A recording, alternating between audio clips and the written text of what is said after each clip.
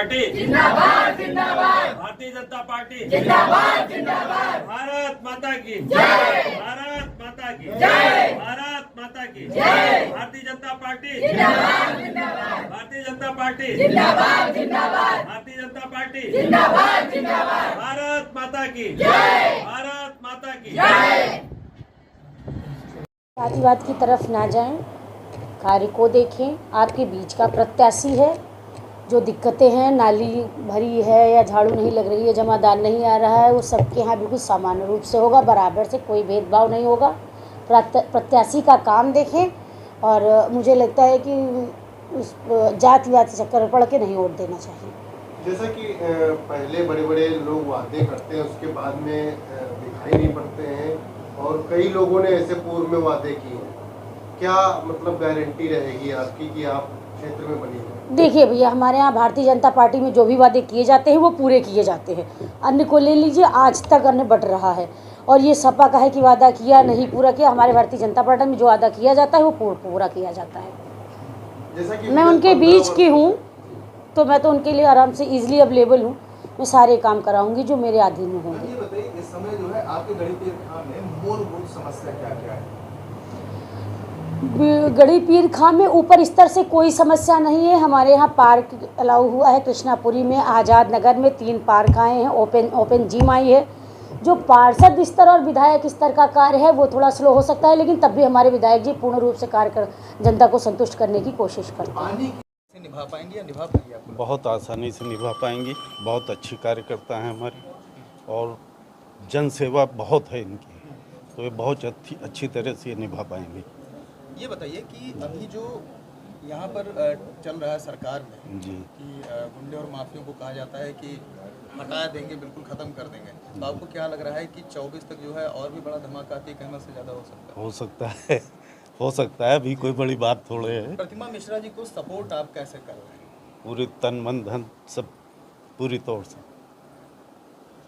Budget नहीं पहुँच पा रहा है, सरकार भेदभाव कर रही है, इसे आपके नहीं, ऐसा कुछ नहीं है। पार्षद का बजट अलग होता है, वो सब पार्षद को मिलता है, और उस बजट के अनुसार उसको पूरे क्षेत्र में विकास का कार्य कराना चाहिए।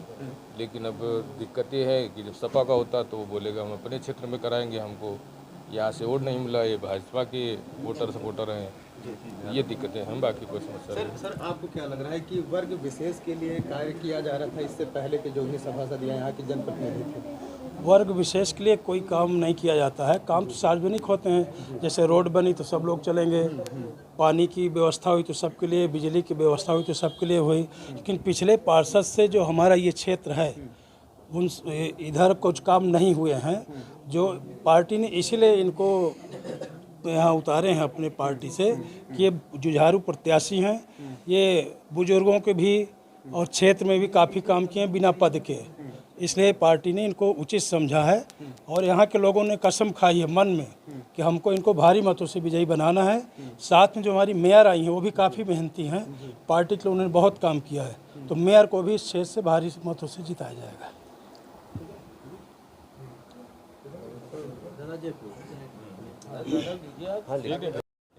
टिकट आपका क्लियर हो गया और आप इसके दावेदार भी मजबूत थे यहाँ से।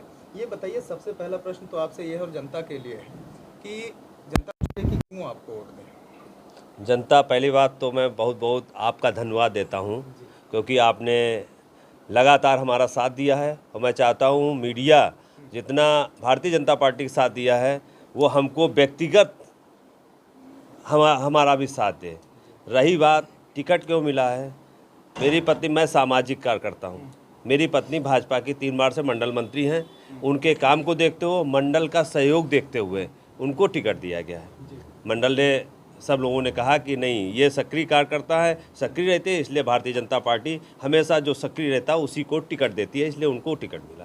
सर, एजेंडा आपने जारी किया, क्या एजेंडा है?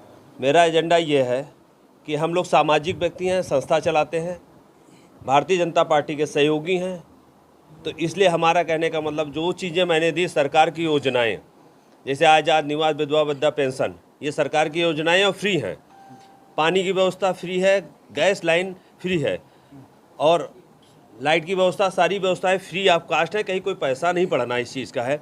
लेकिन हमारा जो पूर्व पार्षद, उनका जो बजट आया उन्होंने 1.5 करोड़ उनका मिला, 75 लाख रुपए उनकी जेब में कमीशन के तौर पर चला गया। काम कहाँ से करेंगे? स्वीपर जैसे यहाँ पे 135 या 65 70 जो भी हैं 50% स्वीपर लगाया, बाकी उनकी जेब में चले गए, तो कार्य कहाँ से होगा?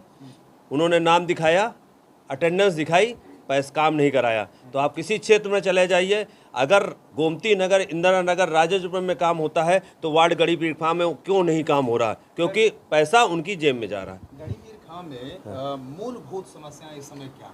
मूलभूत समस्या यह है, यहाँ सबसे बड़ी समस्या पानी और सफाई की है। अभी हम हिंदू एरिया के साथ साथ हमने मुस्लिम एरिया ज़्यादा कवर किया है।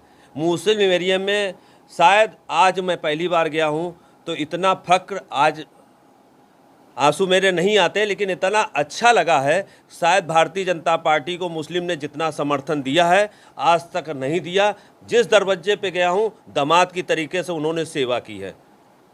तो मैं चाहता हूँ कि अपने हिंदू भाइयों के साथ साथ मुस्लिम का भी मुझको, क्योंकि वार्ड का सभासद जो बनेगा, प्रतिमा मिश्रा बनेंगी तो सबका कार्य करेंगी। सर ये बताइए कि आपने बताया कि मुस्लिम साथ देते हैं, जो विपक्षी पार्टी है वो हमेशा से टारगेट करती रही है और अभी खास तौर पर टारगेट कर रही है जीरो टॉलरेंस की नीति पर योगी आदित्यनाथ जी है।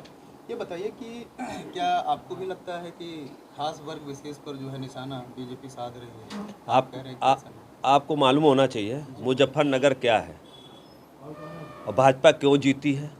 मुस्लिम ने समर्थन नहीं दिया तो क्यों जीतेगी? अतीक अहमद का मिसयूज़ किया जा रहा। अतीक अहमद जैसा लोग मीडिया पे नहीं बोलना चाहिए, वो सरकार को विपक्ष की रणनीति को बताना चाह रहा था। जो उन्होंने गलत काम किए हैं उसलिए उसने अपना आज नहीं तो कल बंद लिफाफा खुलेगा, दूध का दूध पानी का पानी आ जाएगा। विपक्ष ने उसको क्यों मरवाया? ये बताइए कि अगर यहाँ से हम उसी मुद्दे पर लौटते हैं, अगर प्रतिमा मिश्रा जी अगर जीतती हैं, प्राथमिकता क्या होगी? सबसे पहला काम क्या स्टार्ट होगा? प्राथमिकता सबसे पहला काम ये होगा कि जो हमारे सारे से सफाई कर्मचारी हैं, सबसे पहला काम हमको वार्ड को, जो पार्षद का काम है, पूरे वार्ड को स्वच्छ बनाना। दूसरा काम सबसे बड़ी यहाँ पेयजल की समस्या है, उसको दूर करना।